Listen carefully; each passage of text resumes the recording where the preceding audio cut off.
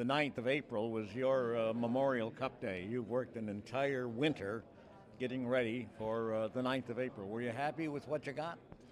Yeah, Pete, I was ecstatic, actually. We got a lot of good players, and, you know, I was a little nervous because it was my first one, but I had such a good staff this year, Pete. A lot of young guys working hard and providing me with good information and notes, and, you know, we never had any delays in the draft. We were always prepared.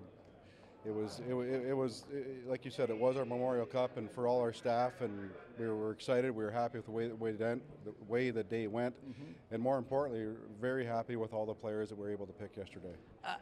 At the draft room, in the draft room, is there much arguing? I was going to say fighting, but was there much arguing about some of your choices? Well, it was funny because I heard all these stories before about the London Knights draft day. You know, they had these rules and they were arguing about the rules for an hour. But honest to God, Pete, it went smooth. I mean, Basil kind of took control and I was helping out. And like I said, being prepared is so important, even for a draft day. And we never really had to argue about who was going to be here, who was going to be there. Sure, there were a couple times when there were 2 or 3 players going to pick, and, you know, guys in the area that watched the kid they wanted, they would step up and say, "Listen, this kid's a good player. Let's seriously consider him." And we listened. You know, like I said, I thought working as a group and being well prepared and knowing the kids so well, there wasn't much of that. But it was, and like I said, in the past, yeah. I mean, when I worked in Barrie, we almost had a couple fist fights some days, and apparently in the past here, there's been a couple of arguments. But for the most part, we all got along, and I think I just think it was a great day for us. Okay, I can't ask you to describe them all, but let's talk about your first draft pick, Foodie. What attracted you and your people to this kid? Well, the first time I saw him was in September, and I honestly knew a lot of the 2000s, but I didn't know who this kid was. And I'm like, who is this Foodie kid? He's number 22 on the Markham, and I'm like, okay, he's good. So I talked to one of my assistant, Jake Goldberg, and I said, Jake, go watch this kid play next game because I think he's really good. And Jake comes back and goes, yeah, he is good. So I watched him for the first 2 weeks of the year, and I was like, oh my gosh, this kid is really, really skilled.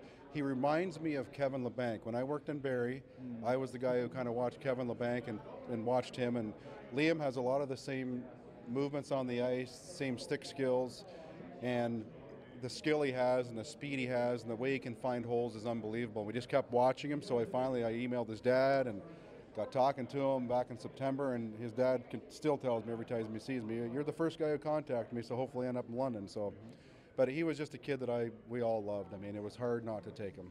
And one more question, is there a dark horse? Is there a kid that maybe came in one of the later rounds that's going to make this club? Well, can I be partial? Sure you can. You say whatever you want. I just asked the question. You answer them. Yeah, no, I just... actually, my girlfriend's boy we took in the 7th round, Christian Clark. His brother plays in the AHL, Emerson Clark, and his other brother Everett plays for the Steelheads. And Dale was looking for a tough warrior kind of a kid, and he's that kind of a kid. He's gonna bring it every game.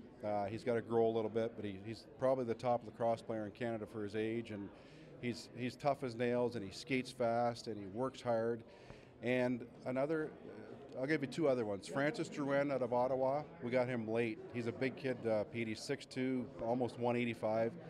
And we do phone interviews with the kids, and we do them for a reason. And when I was talking to this boy on the phone, he speaks French, that's his language, but he does speak English. Sure.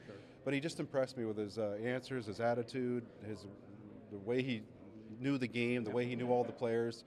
And I've seen him play 4 or 5 times, and my Ottawa scouts saw him play, and I think he's going to be a dark horse. And I'm going to tell you what, the kid we took in the last round, watch out for little Bobby Harrison. You know the Rupert boys, right? Mm-hmm. Well, Bobby Harrison's kind of like the Rupert boys. So him and Christian are kind of like our Rupert boys of the draft. Mm-hmm. He's not a big kid, but if he grows a couple inches, he's going to be one of the... Neither was Pat Kane. Oh, exactly. And but if the kids who bring it every game and battle and compete for pucks, those are the kids that Dale said, find me a couple of those guys, and I think we found them in those 2 kids, and they're Dale's kind of players. Good luck. Thank you, Pete.